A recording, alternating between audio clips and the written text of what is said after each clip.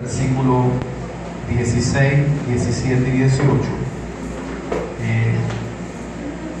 de Segunda de Corintios. Cuando lo tengan pueden decir amén. Segunda de Corintios capítulo 4 versículos 16, 17 y 18. Dice: con la bendición que nos concede el Padre, el Hijo y el Espíritu Santo. Amén. Por tanto, no desmayemos ante que nuestro hombre exterior se va desgastando, el interior no obstante se renueva día a día, porque esta leve tribulación momentánea produce en nosotros un cada vez y más excelente y eterno peso de gloria, no mirando nosotros las cosas que se ven, sino las cosas que no se ven, pues las cosas que se ven son temporales, pero las que no se ven son eternas. Vamos a darle gracias a Dios por esa palabra. Padre, te damos gracias, te damos gloria, te damos alabanza. Gracias, Señor, porque tú eres bueno para siempre, tú misericordia. Gracias, Padre, porque en esta noche tú nos das la oportunidad maravillosa de anunciar tu palabra. Gracias te damos, Rey. Bendice la vida, bendice la iglesia, bendice la iglesia, Rey de Reyes. Bendice a cada amigo, en el nombre de Jesús de Nazaret. Decimos amén. Pueden ponerse. Gloria al Señor. Yo he titulado este tema las aflicciones de un apóstol. Quiero hablar un poco de este tema. Yo he venido hablando de este tema, las aflicciones de un apóstol.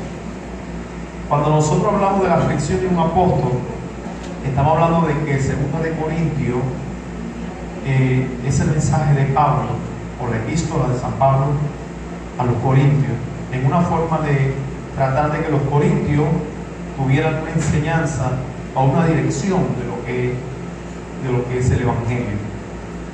Pablo se basea en la primera epístola y en la segunda epístola también se basea, dando los consejos, dando la palabra sobre la iglesia de los corintios y sobre todas las cosas, dando la enseñanza, que era parte importante a la iglesia de los corintios.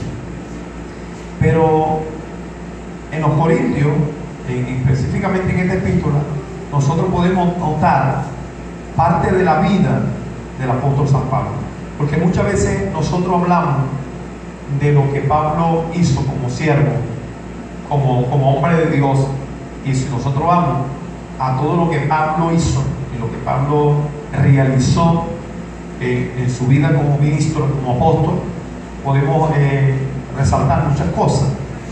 Podemos resaltar grandes acontecimientos de la vida de este apóstol. No solamente grandes acontecimientos, sino que Pablo como apóstol fue el hombre que encargado de anunciar el evangelio fuera de Jerusalén, fue el encargado de exportar, de llevar el evangelio a otras fronteras. Y eso es importante, eso se resalta. De hecho, las epístolas y las cartas lo demuestran. El sacrificio y la entrega del apóstol San Pablo. Pero era un ser humano. San Pablo era un ser humano. A pesar de que grandes acontecimientos lo acompañaban, era un ser humano. Un ser humano que tenía dificultades, un ser humano que tenía debilidades, un ser humano que tenía sobre todo aflicciones.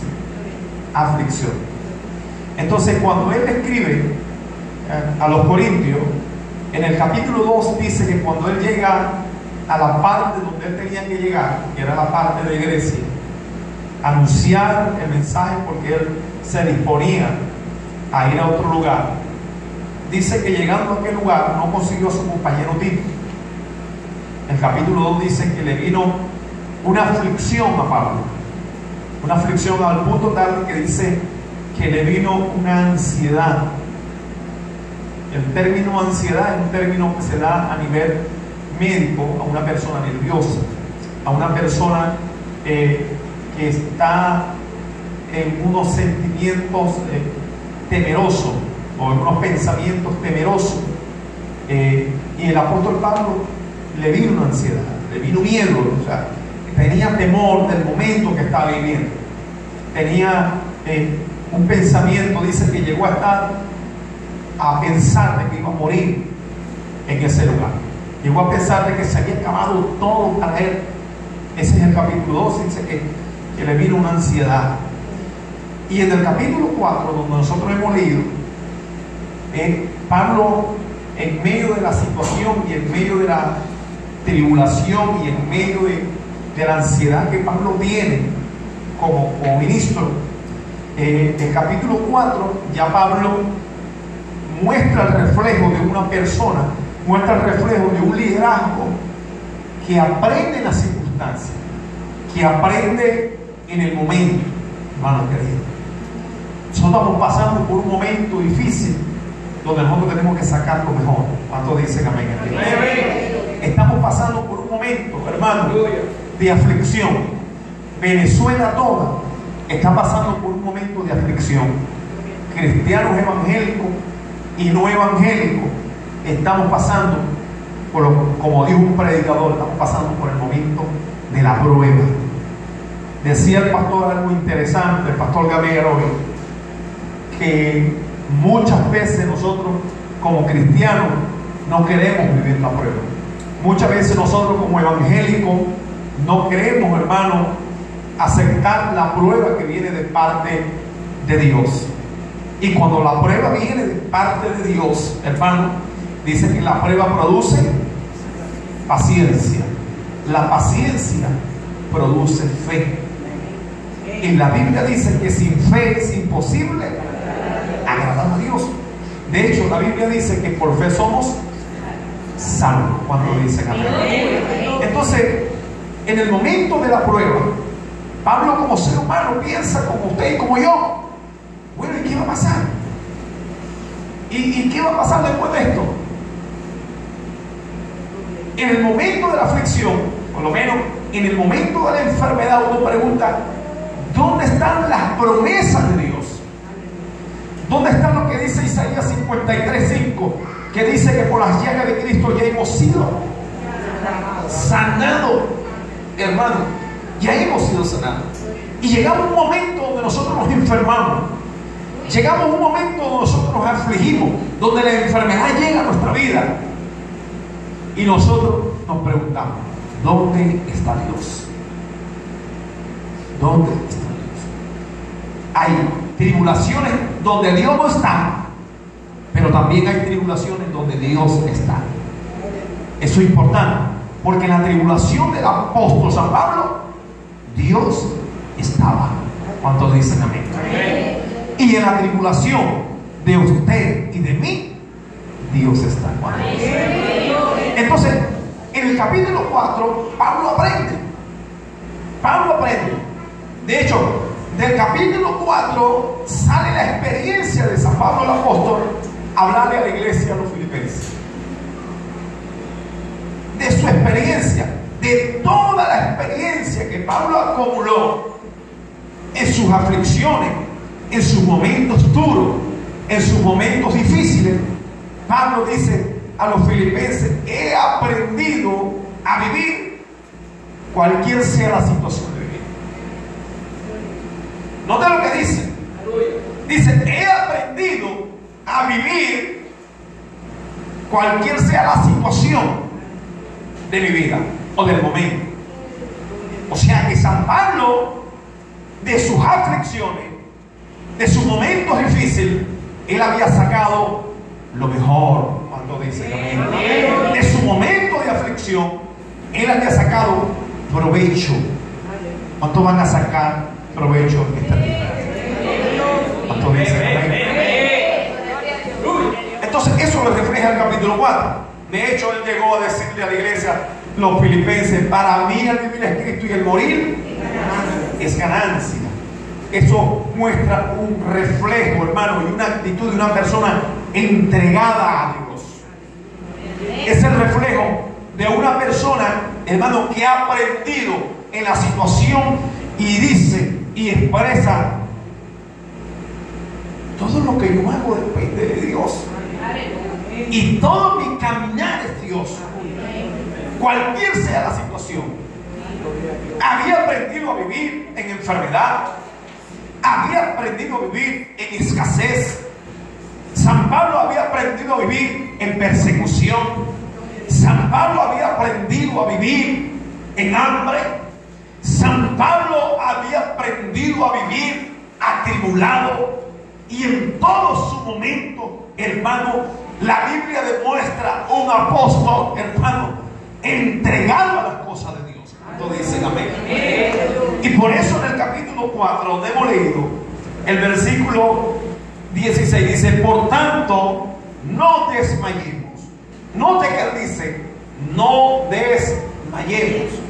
Porque muchas veces, en medio de la prueba, en medio de la tribulación, en medio de la aflicción, nosotros como cristianos tendemos a desmayar.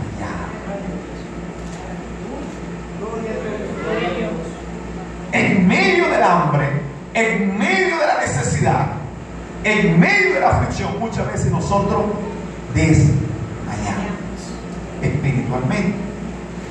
Entonces él, en medio del consejo, dice: por tanto, no desmayemos.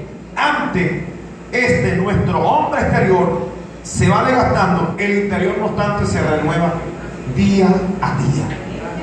Es el hombre espiritual, es la mujer espiritual, es el hombre, hermano, que en medio de la situación no se desanima.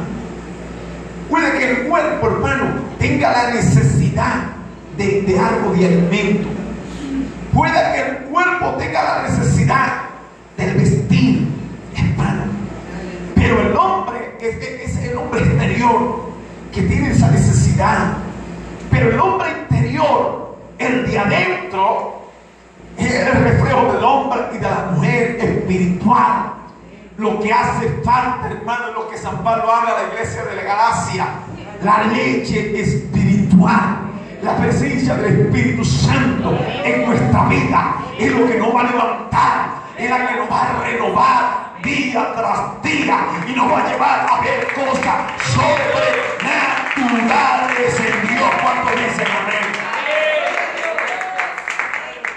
nos va a llevar a cruzar la frontera de lo que puede ver esta visión secular. El hombre espiritual, ¿cuánto dicen amén? Amén.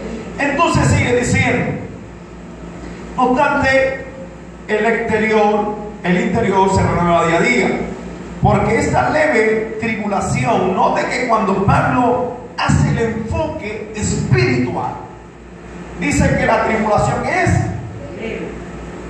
momentánea.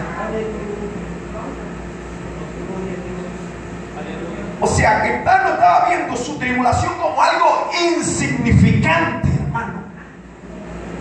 ¿Cuántos dicen amén esta vez? O sea, San Pablo no estaba viendo el tamaño del problema. Él, como tenía un enfoque espiritual, estaba viendo el problema como algo momentáneo. Y no solamente está viendo el problema como algo momentáneo, sino que dice que produce un excelente y eterno peso de gloria. ¿Cuántos dicen amén esta mañana? O sea, el hombre espiritual, en medio del problema, en medio de la aflicción, en medio de la enfermedad, en medio de la necesidad, él agarra como plataforma ese momento que Dios ha puesto, porque eso es lo que significa el reflejo de San Pablo. Es, en pocas palabras, hoy me subo, aleluya, en esta plataforma, en medio de este problema, en medio de esta dificultad. Hoy me subo, aleluya, estoy en las alturas y estoy viendo que este momento, aleluya, de aflicción me va a llevar a mí a ver un excelente peso de gloria en Dios. No sé cuántos van a decir amén esta palabra, pero cuando tú, aleluya, tienes un enfoque espiritual, no hay nada ni nadie que te detenga. Las cosas espirituales te van a llevar a ti a cosas sobrenaturales en Dios. ¿Cuánto dicen? Y no solamente, hermano, termina hablando del peso de la gloria, sino que el versículo 18 dice, no mirando nosotros las cosas que se ven. ¿Por qué las cosas que se ven? Dice, sino las cosas que no se ven. Habla de las cosas que se ven y las cosas que no se ven. Yo anoche, yo le daba vuelta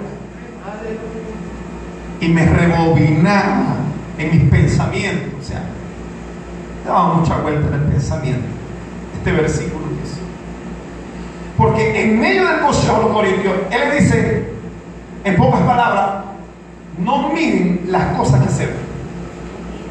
¿Cuáles son las cosas que se ven? Las cosas literales. Yo conozco personas, hermanos, que viven afanados por un empleo,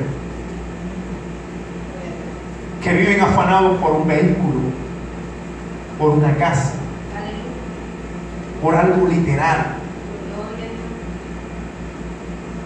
Y es humano preocuparse, hermano,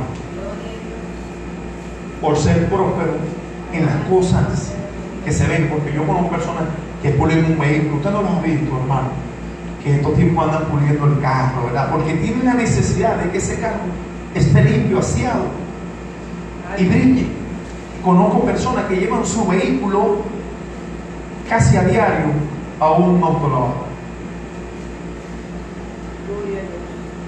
Normalmente cuando un ser humano o una persona va a salir, se viste de lo mejor. Usted no va a salir desnudo a la calle. Las chicas se secan el pelo, se arreglan su rostro, se visten con lo mejor que tienen. Igual los hombres se ponen lo mejor. ¿Por qué hay necesidad? ¿Ve? Usted llega a su vivienda y observa, hay gente que se proyecta y dice, bueno, hay que mejorar esto, hay que mejorar la casa, hay que mejorar el frente, hay que mejorar la cocina. Y eso es de humano. Son las cosas que se ven, son las cosas literales. Y sin embargo, hay un porcentaje muy grande, que sobrepasa, bueno, los límites de personas dentro de nuestra iglesia que se preocupan por las cosas literales. Y yo no puedo decir que sea malo, es bueno, pero mejor es preocuparse por las cosas que no se ven. Y ese es el enfoque. San Pablo está entregado, y una vez que él está entregado espiritualmente, no hay otro consejo para los corintios. Le dice que no se preocupen por las cosas que se ven, sino por las que no se ven. ¿Por qué él da este consejo? Porque dice, porque las cosas que se ven son temporales. Las cosas que se ven son temporales, o sea, pasan. Nadie se puede llevar un vehículo al cielo, porque el cielo tiene sus propios vehículos. Si usted no lo sabe, no tienen gasolina, no tienen motor. La única gasolina de ese carro es el Espíritu Santo, y su único motor es el Espíritu Santo. De hecho, la Biblia habla de uno de esos carros, el que vino a buscar a Elías. La Biblia dice que es un carro de fuego. ¿Cuántos dicen amén? Entonces usted no se puede llevar su vehículo al cielo. Usted no se puede llevar, aunque se preocupe y tenga una buena vivienda, no se la puede llevar al cielo. No sé si usted me está entendiendo. Son temporales. Son para que usted se sienta bien.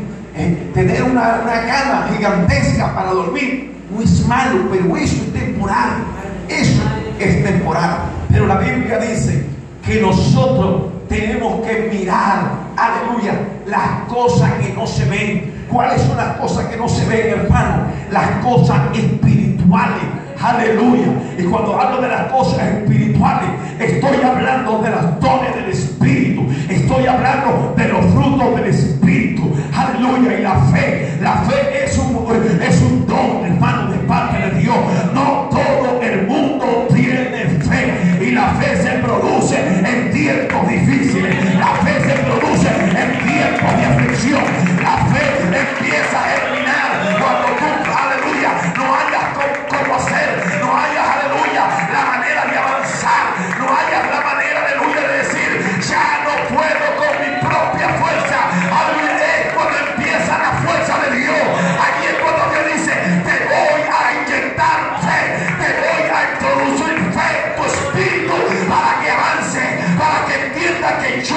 soy tu Salvador, que yo soy el que te sustenta, que yo soy el que te doy todo cuanto alaba la gloria de Dios.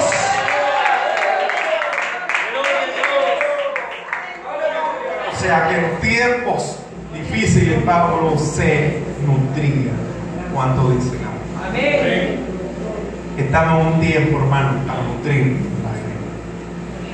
Estamos en un tiempo para agarrar esta plataforma de aflicción y ver el excelente peso de la gloria de Dios. Cuando dicen amén. Entonces yo le voy a invitar a que se ponga sobre sus pies. Vamos a orar. Vamos a pedirle al Señor que Él bendiga nuestra vida. Ayer le comenté al pastor, aleluya, que nosotros vamos a orar y vamos a ministrar por sanidad. ¿Cuánto dicen amén? Gloria al Señor. Entonces vamos a orar. Allí donde usted está, vamos, levante su mano. Y yo creo en el Dios de los milagros. No sé si usted, pero yo creo, hermano, que Dios es un Dios que se glorifica. Yo he venido a esta casa a declarar la sanidad en Dios, a declarar que existe un Dios grande, maravilloso, que Él sana las enfermedades.